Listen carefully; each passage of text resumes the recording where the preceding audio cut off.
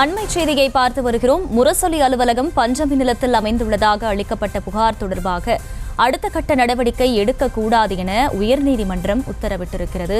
இதுகுறித்த அண்மை செய்தியை பார்த்து வருகிறோம்.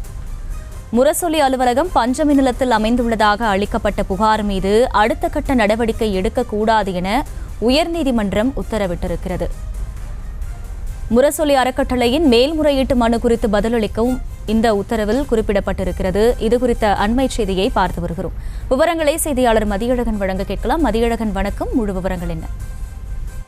திமுகவின் அதிகாரப்பூர்வ நாளேடான முரசொலியின் அலுவலகம் கோடம்பாக்கத்தில் இருக்கக்கூடிய 12 கிரவுண்ட் சதுர அடி நிலத்தில் அமைந்திருக்கிறது.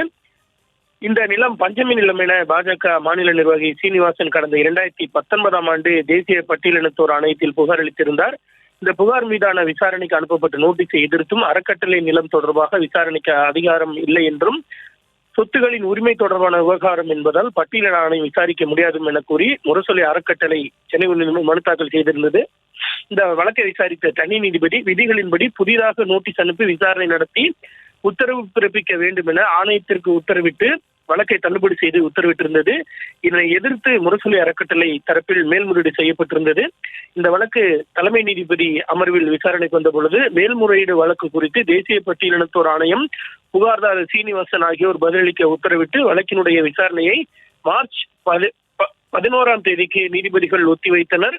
மேலும் சீனிவாசன் அளித்த புகார் மீது அடுத்த கட்ட நடவடிக்கை எதுவும் எடுக்கக்கூடாது என்றும் நீதிபதிகள் தங்களது உத்தரவில் குறிப்பிட்டிருக்கிறார்கள்.